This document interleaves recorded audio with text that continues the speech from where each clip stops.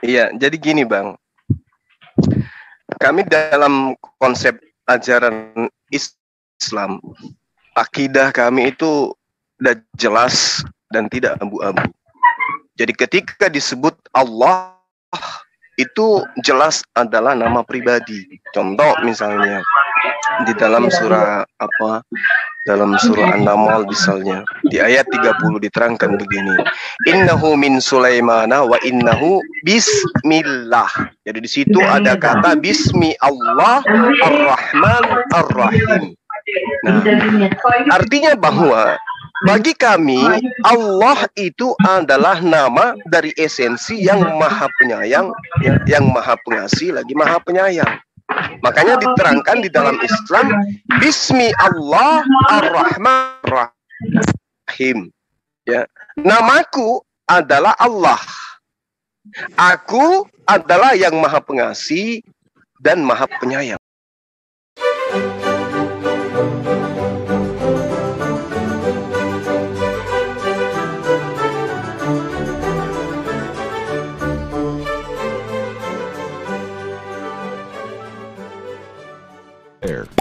Subscribe to my channel and also press this bell icon. Halo saudara-saudaraku yang terkasih di dalam Tuhan dimanapun Anda berada. Bertemu kembali dengan saya Rina Solihin dalam channel Rina Menjawab. Teman-teman, saya berharap teman-teman semua selalu dalam keadaan sehat, happy, bersuka cita, dan tidak kurang satu apapun. Dan selalu dalam penyertaan, dalam perlindungan Tuhan kita, Yesus Kristus.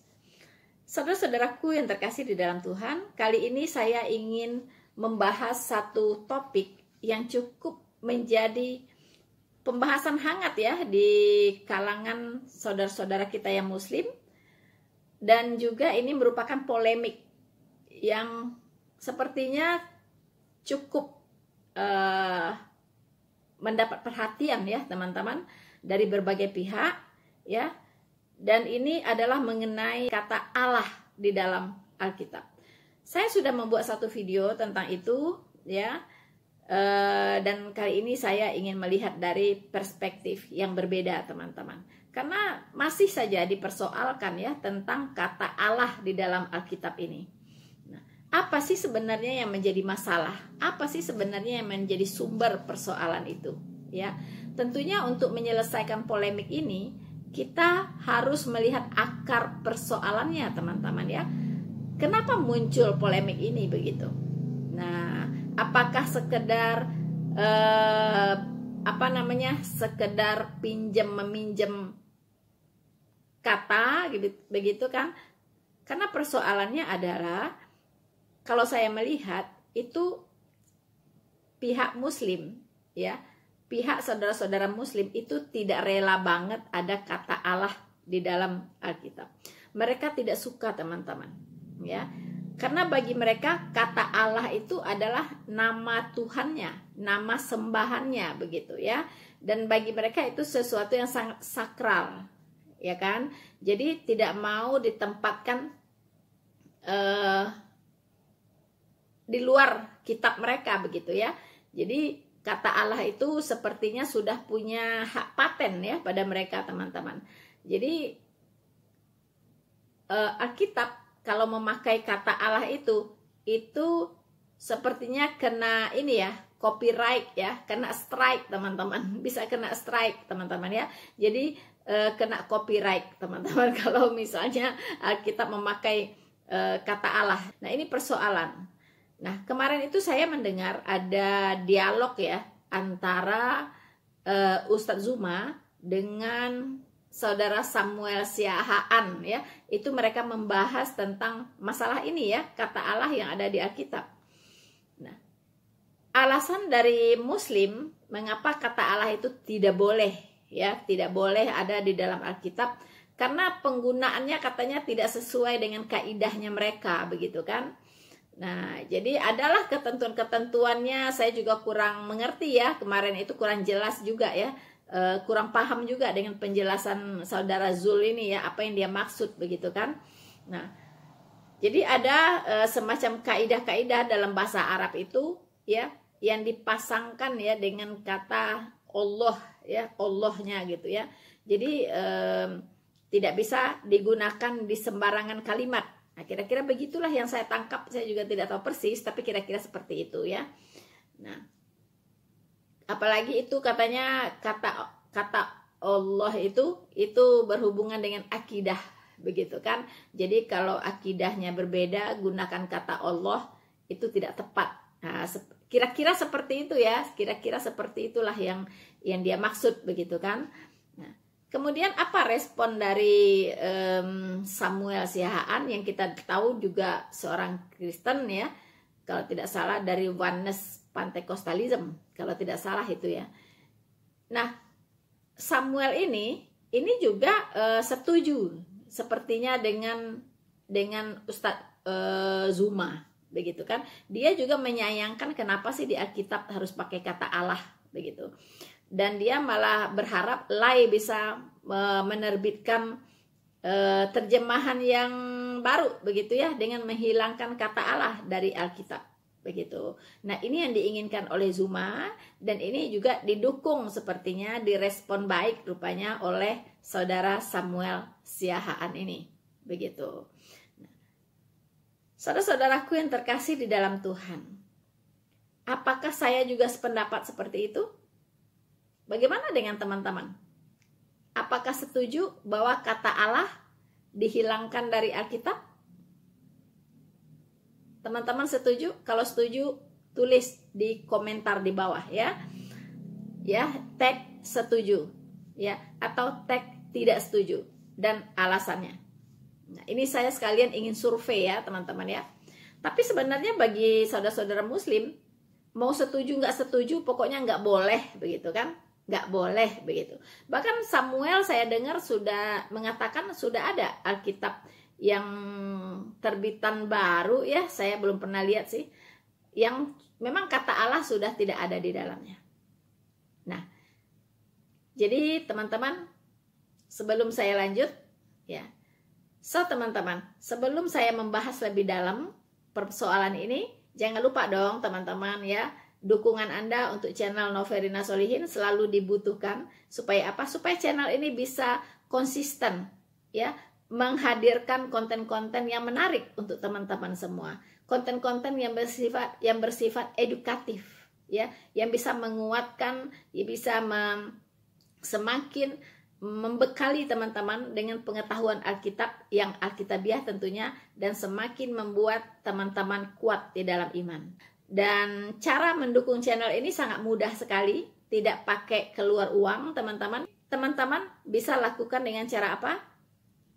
Jangan skip iklannya.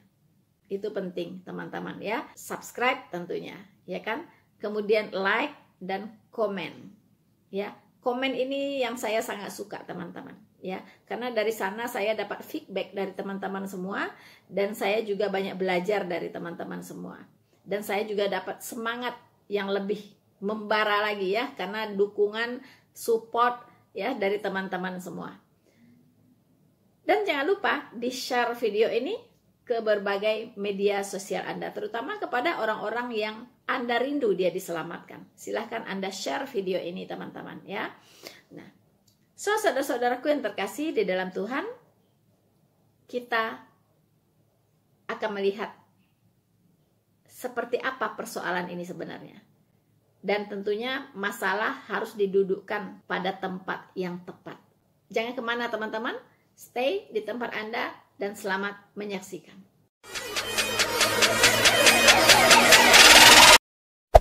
Hey there.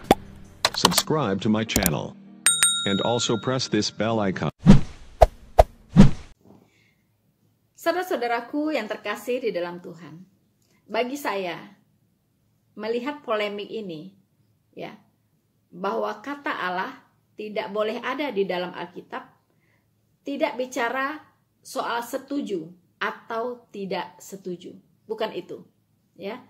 Bukan itu persoalannya teman-teman. Tapi kita harus melihat substansinya seperti apa. Ya kan? Jadi kita harus runut nih dari hulu ke hilir, ya kan? Kita lihat baik-baik apa sih yang menjadi persoalannya. Saya melihat masalah ini dari dua aspek. Ya. Pertama, apakah substansi dari kata Allah yang di Alkitab dengan kata Allah yang di Al-Quran itu sama? Ini dulu, ini penting sekali. Ya, ini sangat penting. Apakah substansinya sama? Karena jika tidak sama substansinya, maka polemik tidak perlu ada, teman-teman. Polemik tidak perlu ada. Karena tidak sama. Apa yang mau dipolemikkan? Begitu, ya. Tidak ada yang mau dipersoalkan. Kalau substansi dari kata Allah yang ada di Al-Quran dengan yang di Alkitab itu tidak sama.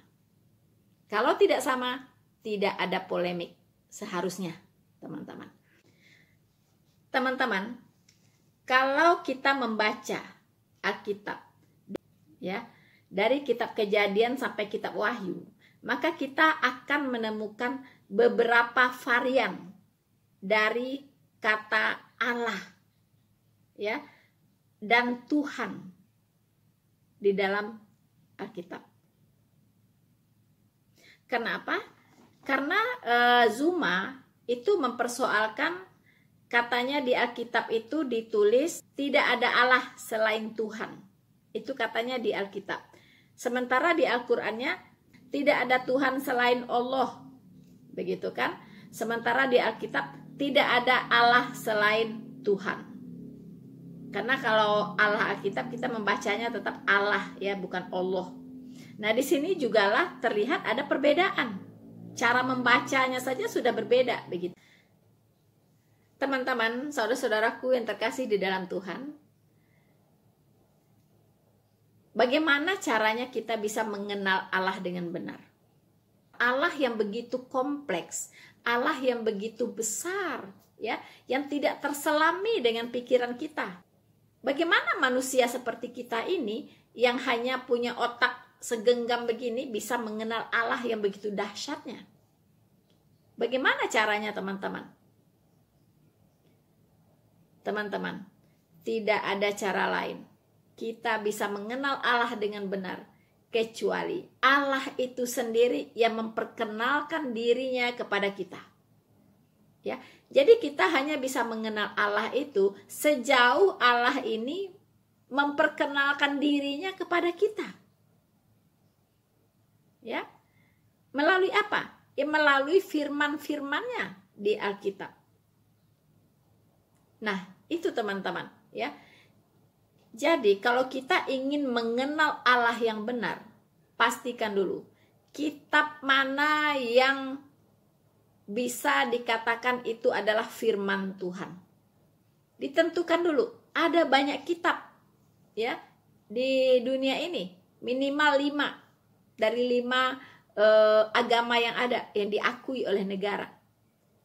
Terutama Indonesia, ya, kita bicara Indonesia aja dulu, teman-teman. Ya, ada 5 agama. Katolik, Kristen, Hindu, Buddha, Islam, 5. 5 agama punya 5 kitab suci. Ya kan? Punya 5 kitab suci. Mungkin teman-teman muslim belum banyak yang tahu, ya. Kitab sucinya Kristen dengan Katolik itu beda. Katolik, saudara-saudara Katolik, kitab sucinya lebih tebal. Ya, karena ada tambahan di tengah, teman-teman, ya. Jadi pastikan, ya, mana di antara 5 kitab suci ini yang dikatakan firman Tuhan. Itu dulu, itu yang paling penting, ya, itu yang paling penting. Mana di antara 5 ini? Nah, pertanyaan berikutnya, bagaimana kita bisa tahu, ya, kitab ini yang firman Tuhan, bukan yang ini, bukan yang ini, bukan yang ini. Bagaimana caranya kita bisa tahu? Kalau saya memakai satu strategi, ya, bahwa pengajaran yang ada di kitab tersebut tidak boleh bertentangan dengan sifat-sifat Allah. Itu saja barometernya bagi saya, teman-teman. Ya, karena Allah yang maha adil, Allah yang maha kasih, Allah yang maha tahu, ya, Allah yang maha suci, Allah yang maha kudus, Allah yang maha benar, ya, itu pasti akan tercermin di dalam ajaran-ajarannya, ya. Jadi sifat-sifat Allah ini akan tercermin di dalam ajaran-ajarannya yang ada di kitabnya tentunya, teman-teman. Nah, silahkan Anda, ya, selidiki mana di antara kelima kitab ini yang sesuai dengan sifat-sifat Allah. Silahkan diselidiki mana di antara ini, ya, 5 kitab ini yang merupakan kitab firman Tuhan. Nah, dan kalau Anda sudah menetapkan, ini yang kitab firman Tuhan, dan yang lain-lain tidak boleh marah. Tidak boleh marah. Begitu ya. Mungkin ada orang bagi dia kitab warna hijau yang firman Tuhan. Silahkan, ya kan? Mungkin ada orang kitab yang warna hitam yang firman Tuhan. Silahkan, bebas. Kita diberikan oleh Allah kehendak bebas, teman-teman. Jadi bagi saya, kita hanya bisa mengenal Allah yang benar sejauh Allah itu memperkenalkan dirinya kepada kita melalui firman-firmannya. Ya, dan bagi saya, kitab satu-satunya kitab firman Allah itu adalah Alkitab. Karena sejauh yang saya pelajari, sejauh yang saya coba selidiki, ya, hanya Allah Alkitab lah, ya, yang ajaran-ajarannya, perkataan-perkataannya, hukum-hukumnya itu tidak bertentangan dengan sifat-sifatnya. Yang maha adil, yang maha tahu, yang maha kasih, yang maha kudus, yang maha benar. Teman-teman, itu bagi saya, ya. Mungkin bagi teman-teman, saudara-saudara yang lain mungkin berbeda begitu. Ya, silahkan saja begitu. Tapi kalau bagi saya, Alkitab adalah satu-satunya kitab firman Allah. Ya. So, teman-teman, melalui Alkitablah saya bisa mengenal Allah dengan sangat baik. Nah, sekarang bagaimana dengan kata Allah yang ada di Alkitab? Ya. Haruskah dihilangkan atau seperti apa? Stop, stay, teman-teman, jangan kemana-mana.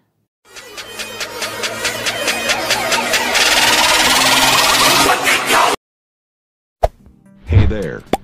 Subscribe to my channel. And also press this bell icon.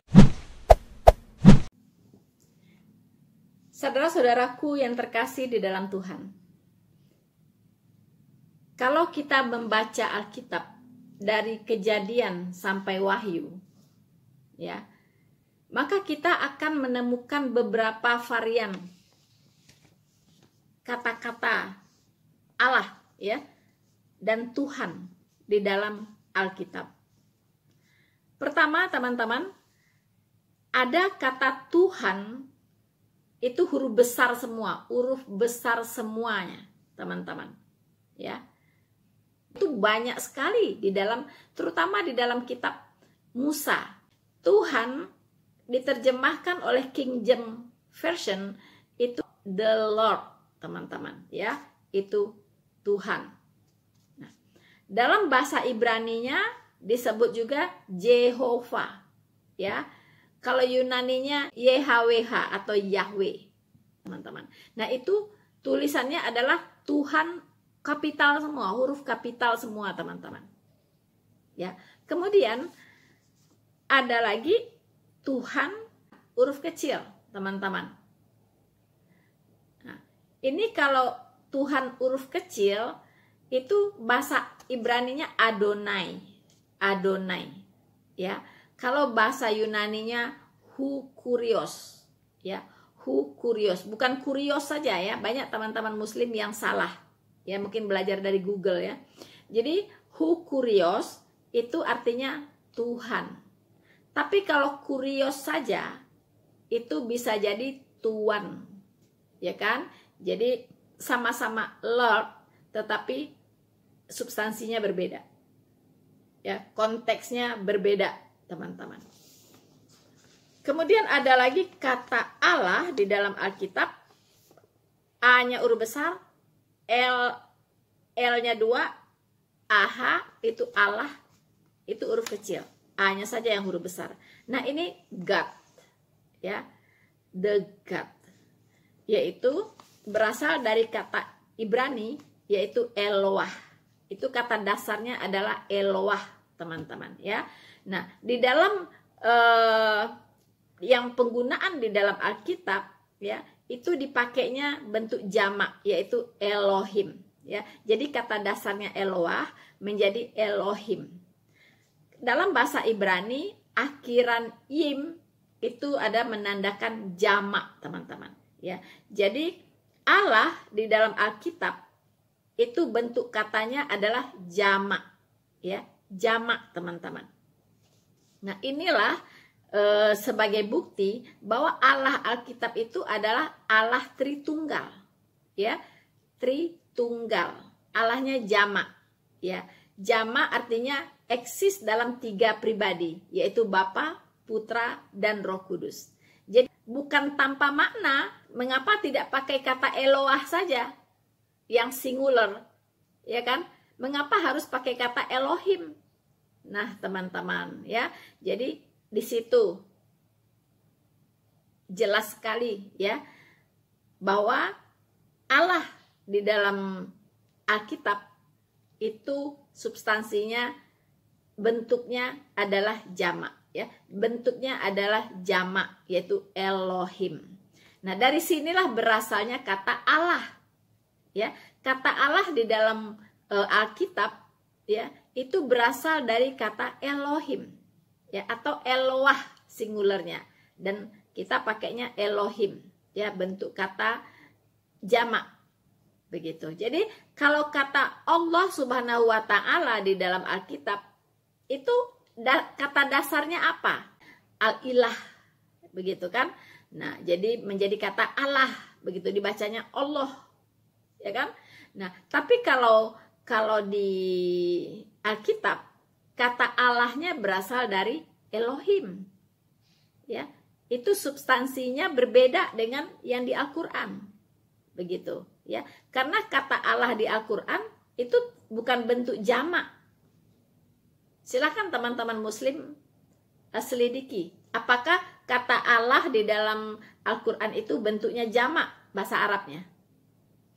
Tapi kalau di Alkitab itu Elohim, ya, itu asal kata Allah, itu jamak. Nah, di sini sudah berbeda, ya, teman-teman, ya.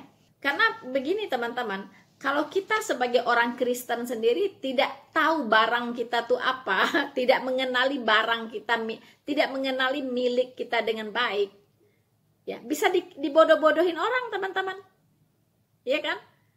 Nah, kita sendiri tidak mengenal milik kita, begitu, ya, bisa dikibul-kibulin orang, begitu, ya, bisa dimain-mainin orang, begitu kan? Nah, jadi kita sebagai pemilik kata Allah di dalam Alkitab, karena kita adalah miliknya Allah dan Allah milik kita, kita harus mengenal ini dengan baik, begitu. Kita harus tahu dulu seperti apa sih persoalannya ini, ya kan? Kita harus mengenal nih Allah kita dengan benar, sampai ke kata-katanya kita harus tahu, teman-teman, ya. Nah, kemudian ada lagi ditemukan di situ 2 suku kata, ya, di dalam Alkitab. Kalau kita baca lagi, ya, dari Kejadian sampai Wahyu, bahkan kita, teman-teman, di Alkitab menemukan varian yang lain lagi, ya, yaitu kata Tuhan Allah, ya. Itu banyak sekali di Alkitab tulisannya Tuhan Allah, begitu. Bukan Tuhan saja, bukan Allah saja, tetapi Tuhan Allah. Nah, jadi ini juga berbeda dengan apa yang ada di Al-Quran, begitu. Tidak ada di Al-Quran disebut Tuhan Allah, ya. Tuhan Allah nggak ada, ya, nggak ada. Saya tidak pernah menyebut dulu semasa masih muslim dengan sebutan Tuhan Allahku, nggak ada, begitu, nggak ada, ya. Cuman ya Rob, ya, dari kata Robi, ya. Jadi Tuhan tuh kalau di bahasa Arab itu di dalam Al-Quran itu Robi, itu Tuhan, ya kan? Robinas, Tuhannya manusia, ya kan? Jadi kalau orang berdoa, orang-orang muslim, teman-teman sering dengar ya Rob, ya kan? Nah, berikanlah kami rezeki ya Rob, itu kan. Nah, itu namanya Robi, dari Robi itu Tuhan, ya kan. Nah, sementara kata Robi ya itu tidak dipasangkan dengan kata Allah, begitu. Tetapi kalau di Alkitab itu dipasangkan, ya kan, Tuhan Allah kami. Nah, ini ada ya di Alkitab, teman-teman. Kita akan melihat beberapa ayat ya, yaitu bagaimana Allah Alkitab ini menyatakan dirinya kepada kita semua. Saya perhatikan teman-teman ya, kitab Kejadian, kitab Keluaran, kitab Ulangan, kitab Bilangan, teman-teman, itu kitab-kitab yang ditulis oleh Musa, ya kan? Nah, di situ banyak sekali Allah menyatakan dirinya, teman-teman, ya. Cukup banyak sekali Allah menyatakan dirinya, dan nanti akan banyak lagi menyatakan dirinya di kitab Yesaya. Tapi bukan berarti di kitab yang lain-lain tidak menyatakan diri, tapi ini konsentrasinya lebih padat, begitu ya, di mana Allah menyatakan dirinya kepada umat manusia. Kita bisa baca, teman-teman, di mana Tuhan huruf kapital semua. Nah, ini ada, kita lihat di Keluaran 6 ayat 2, teman-teman. Selanjutnya berfirmanlah Allah kepada Musa, akulah Tuhan. Nah, teman-teman, tadi saya sudah katakan bahwa Ustadz Zuma dan teman-teman muslim tentunya, karena dia mewakili muslim katanya, itu tidak terima begitu, bahwa tiada Allah selain Tuhan. Sementara di Quran tiada Tuhan selain Allah. Nah, ini yang menjadi masalah bagi dia begitu. Tapi saya sudah cari-cari nih di Alkitab, teman-teman. Tidak ada ayatnya berbunyi demikian, ya. Tidak ada Allah selain Tuhan. Saya cari-cari, nggak ada persis seperti itu tuh, tidak ada gitu ya. Jadi saya tidak tahu Zuma ini ngutip ayat di mana gitu kan. Saya penasaran juga begitu. Tapi udah bolak-balik saya cari di Alkitab, itu tidak menemukan ya tulisan atau ayat yang mengatakan bahwa tidak ada Allah selain Tuhan begitu. Nah, ini yang diprotes oleh Zuma ini, teman-teman, ya. Kalau di sini dikatakan di Keluaran 6 ayat 2, selanjutnya berfirmanlah Allah kepada Musa, akulah Tuhan. Ya, jadi Allah yang di Alkitab memperkenalkan dirinya kepada Musa bahwa dia itu adalah Jehovah. Ya, jadi Allah yang di Alkitab itu adalah Jehovah. Nah, lalu Allah yang ada di Al-Quran itu siapa? Ya kan? Itu pertanyaannya. Apakah Jehovah juga? Ya kan? Apakah Jehovah juga? Atau siapa? Kejadian 17 ayat 1 itu juga di sana ditulis ya. Ketika Abraham berumur 99 tahun, maka Tuhan, huruf besar semua berarti Jehovah, menampakkan diri kepada Abraham dan berfirman kepadanya, akulah Allah yang maha kuasa. Hiduplah di hadapanku dengan tidak bercela. Nah, jadi Jehovah memperkenalkan dirinya ya, bahwa dia adalah Allah yang maha kuasa.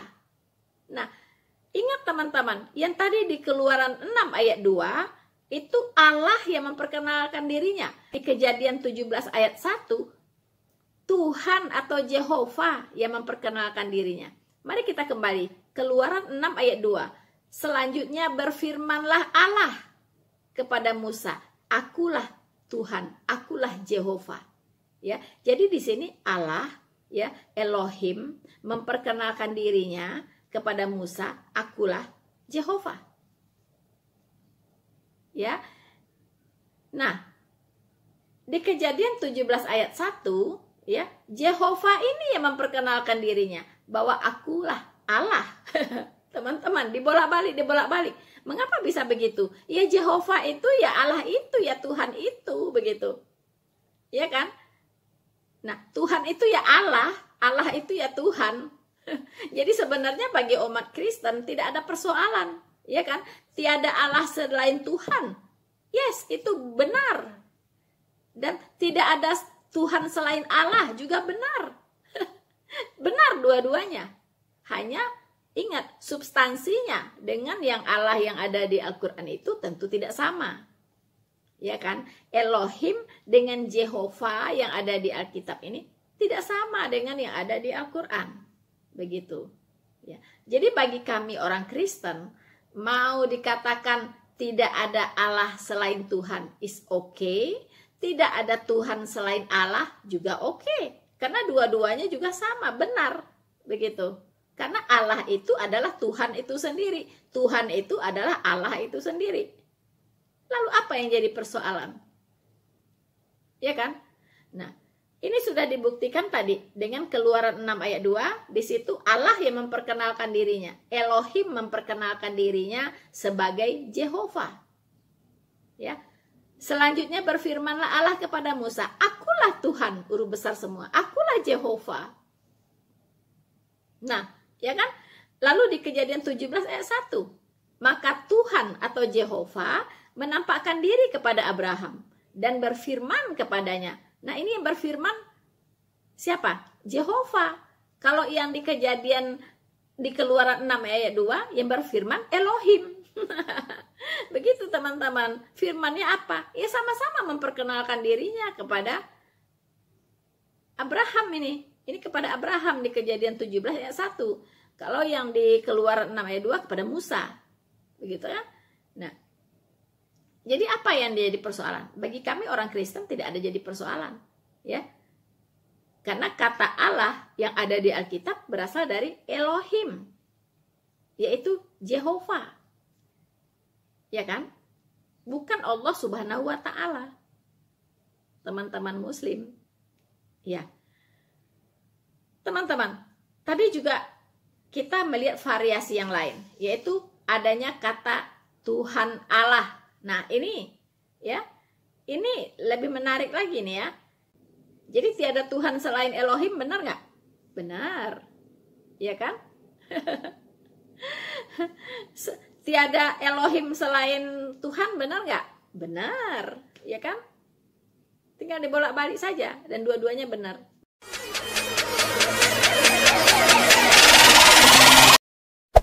Hey there.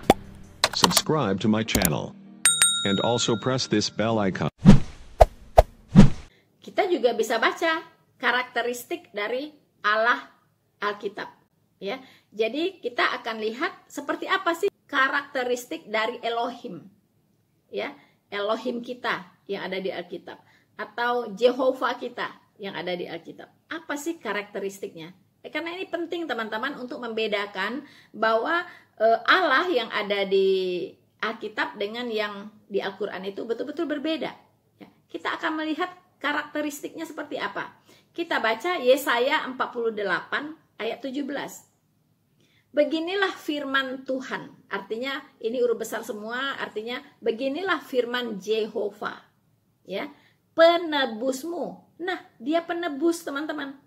Ya, penebusmu yang maha kudus, Allah Israel. Apa katanya? Katanya, akulah Tuhan. Akulah Tuhan. Ya, akulah Jehovah. Allahmu, Elohimmu, ya kan? Yang mengajar engkau tentang apa yang memberi faedah, yang menuntun engkau ke jalan yang harus kau tempuh. Nah, ini ya. Jadi dia menyatakan diri di sini sebagai penebus, ya. Elohim ini adalah penebus, Jehovah ini adalah penebus, begitu. Ya kan? Nah, apakah Allah yang di Al-Qur'an itu pernah nggak menyatakan dirinya sebagai penebus? Ada tidak?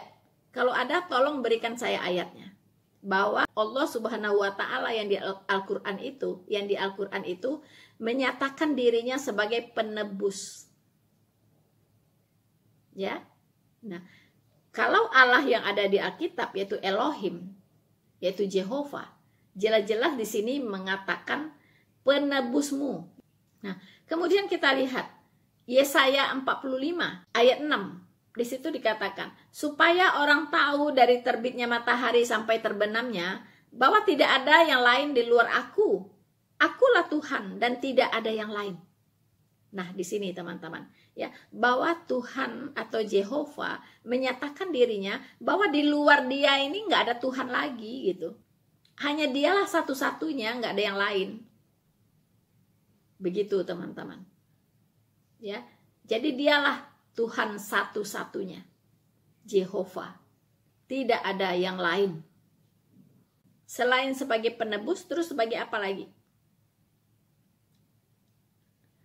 Dia mengatakan, akulah Tuhan yang Maha Kudus, Allahmu, Rajamu yang menciptakan Israel.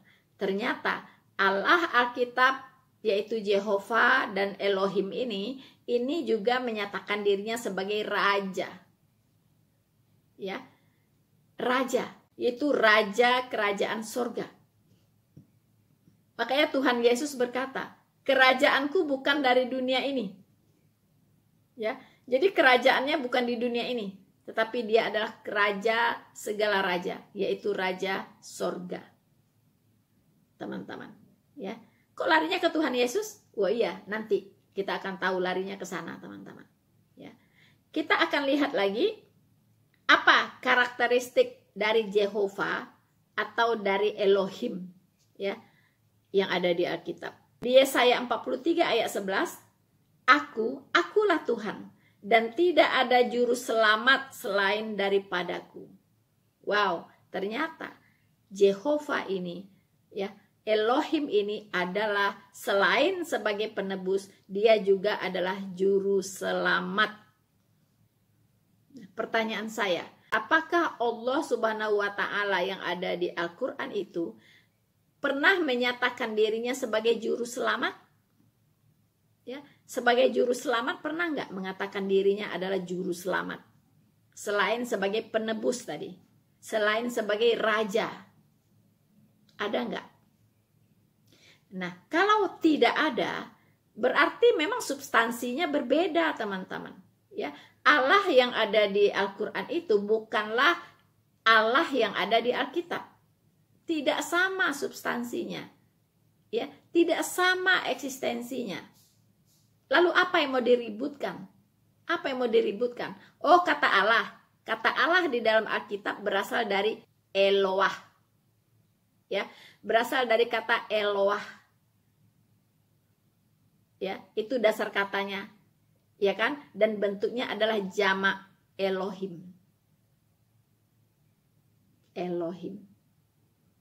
Jadi kalau ada teman-teman menyebutnya Elohim boleh, ya. Menyebutnya Allah juga boleh. Ya kan? Asal Anda tahu aja bedanya.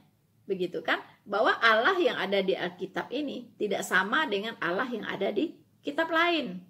Begitu, teman-teman.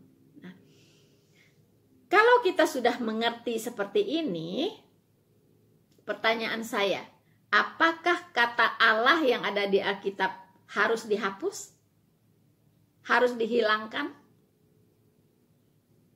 Nanti Anda akan bisa menjawabnya setelah yang satu ini.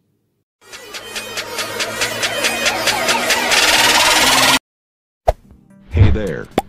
Subscribe to my channel. And also press this bell icon. So, saudara-saudaraku yang terkasih di dalam Tuhan. Pertanyaan tadi menarik. Setelah kita tahu bahwa substansi kata Allah yang ada di Alkitab dengan kata Allah yang dibaca Allah, ya, di dalam Al-Quran ternyata tidak sama. Bahkan dasar katanya pun berbeda. Ya, jadi asal katanya juga berbeda. Teman-teman, substansinya berbeda, karakteristiknya berbeda, ya, dan eksistensinya juga sangat berbeda.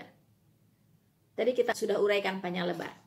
Nah, pertanyaan sekarang, jika demikian, jika berbeda, nah, apakah kata Allah yang ada di Alkitab harus dihapus?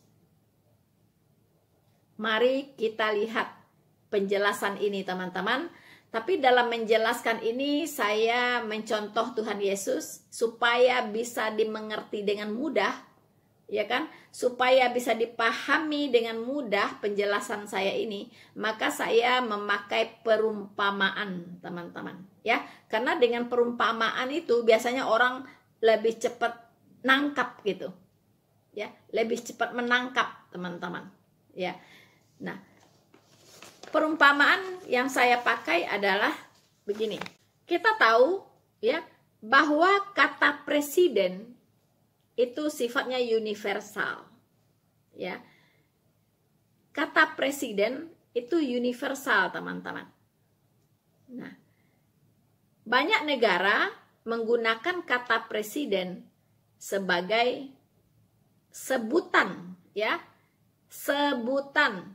Ini tidak ada hubungannya dengan tata kalimat, ya. Karena kemarin saya melihat Samuel Sihaan menjelaskan bahwa kata Allah, ya, di dalam Alkitab itu dia katakan itu sebutan, dan dia memahami sebutan di situ adalah sebagai predikat. Tidak, ya, tidak ada hubungannya ke tata bahasa itu. Ya kan? Sebutan di sini yang dimaksud adalah disebut. Ya, disebut. Ya kan? Nah, contohnya kata presiden ini. Sebutan untuk kepala negara di beberapa negara itu sebutannya adalah presiden. Disebut sebagai presiden. Nah, intinya begitu, ya. Jadi beberapa negara di dunia ini menyebut pimpinannya, pimpinan negaranya adalah presiden. Nah, ini bersifat universal. Negara manapun silahkan saja kalau Anda mau pakai kata presiden untuk pimpinan negara Anda, pimpinan tertinggi sebuah negara. Ya kan? Ada juga yang pakai perdana menteri, silahkan. Ada yang pakai kanselir, silahkan. Ya kan? Nah, ada yang mungkin pakai raja seperti di Arab Saudi, silahkan. Tetapi di banyak negara disebutnya adalah presiden. Seperti Indonesia, pimpinan dari negara Indonesia ini siapa? Yaitu presiden. Namanya siapa?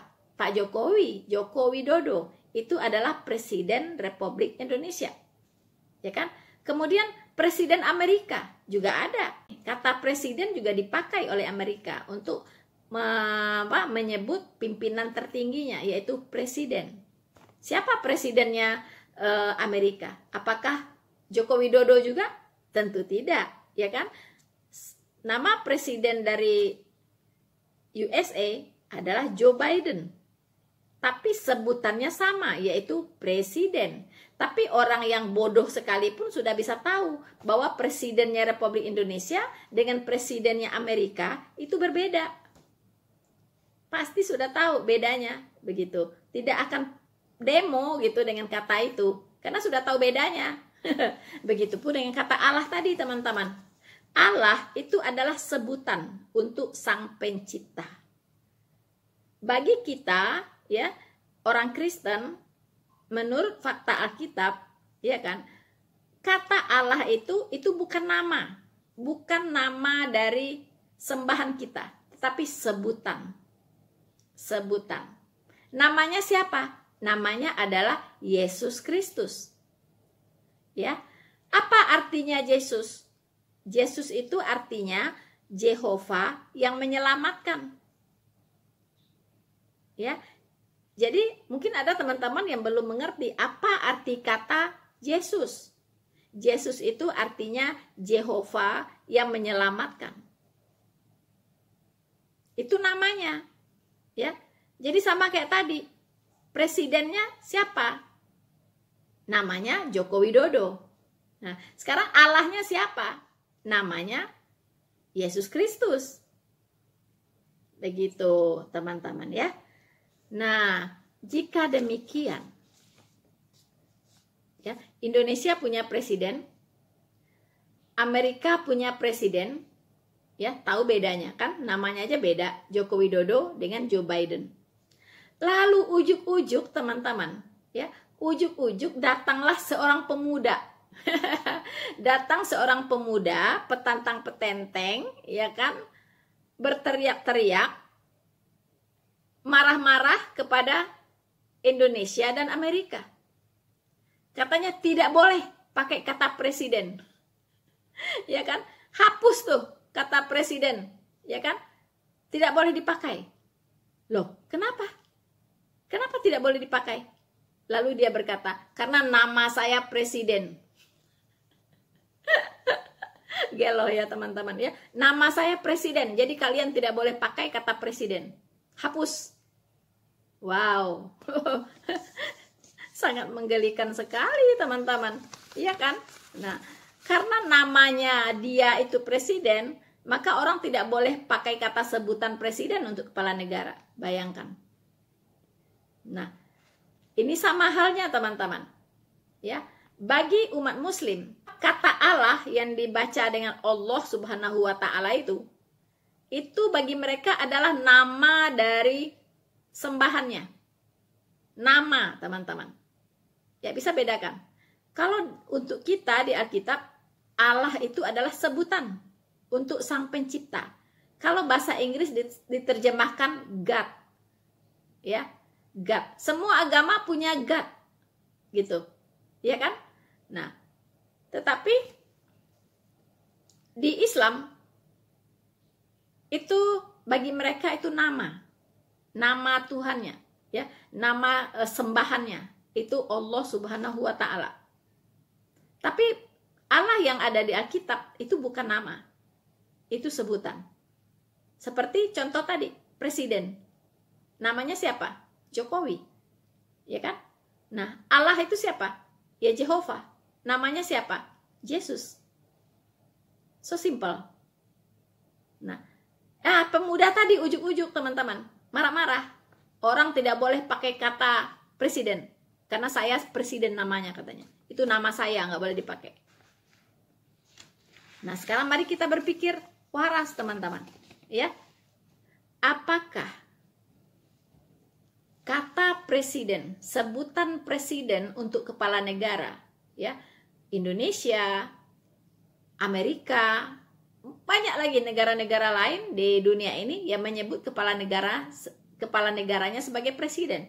Gara-gara pemuda ini mencak-mencak, tidak terima, ya, orang pakai nama presiden, padahal dia baru lahir kemarin, teman-teman.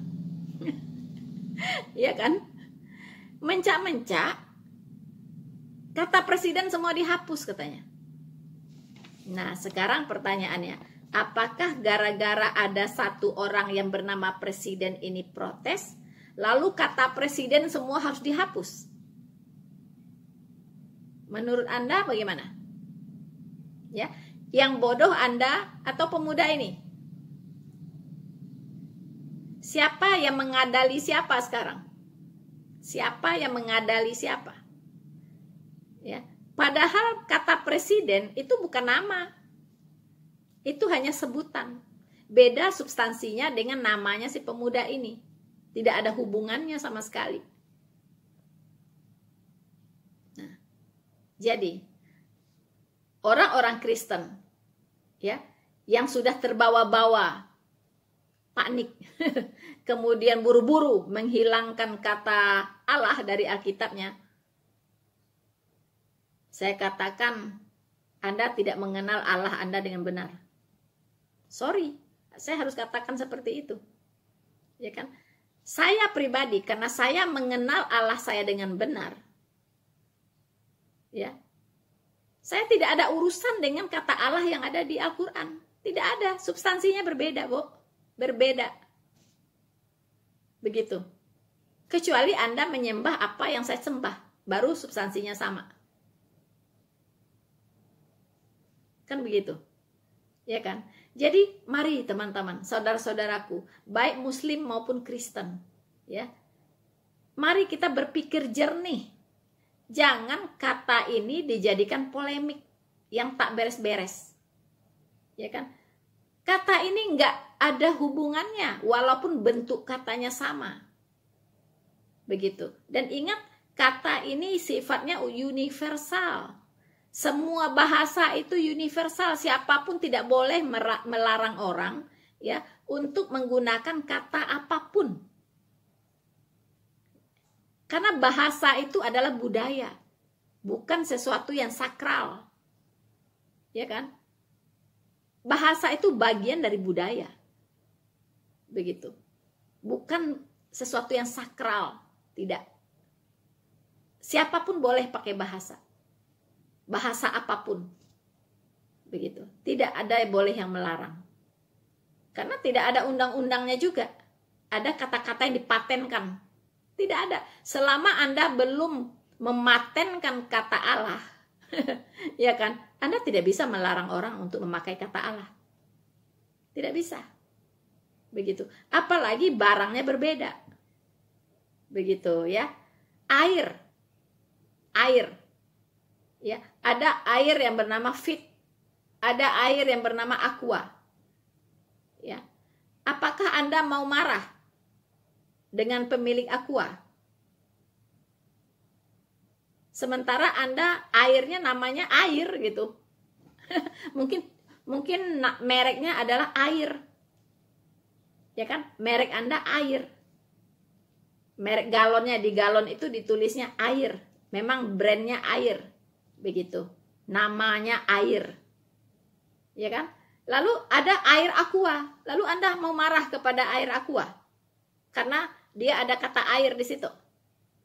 Padahal air itu kan universal sifatnya. Bisa air hujan, bisa air laut, bisa air aqua, bisa air mineral, bisa air apa saja. Jadi gara-gara Anda punya produk yang bernama air, lalu semua orang Anda salahkan, tidak boleh pakai kata air. Apakah demikian? Saya pikir ini sebuah pemikiran yang sangat primitif dan picik sekali ya. So teman-teman, jadi semoga dengan perumpamaan saya ini, semua saudara-saudaraku baik muslim maupun non-muslim, maupun Kristen, mulai bisa berpikir jernih. Ya, tidak perlu berpolemik dengan kata Allah yang ada di Alkitab, apalagi menuntut untuk dihapus, menuntut untuk dihilangkan dari Alkitab. Itu sebuah permintaan yang sungguh lebay. Kalau saya bilang lebay. Ya, sama saja Anda punya produk namanya air, Anda protes ke Aqua. Anda protes ke Fit. Ya kan? Karena dia menulis kata air juga di situ. Sama dengan presiden. Karena Anda bernama presiden, lalu Anda melarang orang semua untuk memakai kata presiden. Begitu? Padahal kan substansinya sangat berbeda. Tadi saya sudah uraikan dari awal sampai akhir. Nah, teman-teman, ya, saya kira kita harus cerdas menyikapi ini semua. Ya, harus punya yang namanya kecerdasan emosional. EQ-nya harus benar-benar punya kecerdasan emosional, teman-teman. Jadi dalam menghadapi masalah ini, polemik ini, setiap kita harus memiliki yang namanya kecerdasan emosional. Ya. Kecerdasan emosional. Ya. Di samping kecerdasan kemampuan otak kita untuk menganalisa sesuatu, ya. Jadi EQ dengan IQ itu harus dimiliki untuk melihat setiap masalah yang ada. Saudara-saudaraku yang terkasih di dalam Tuhan, damai itu indah. Dan Tuhan Yesus berkata, berbahagialah orang yang membawa damai, karena mereka akan disebut anak-anak Allah. Bersama saya, Noverina Solihin, Tuhan Yesus memberkati kita semua. Maranatha.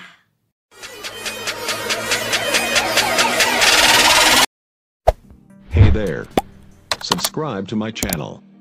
And also press this bell icon.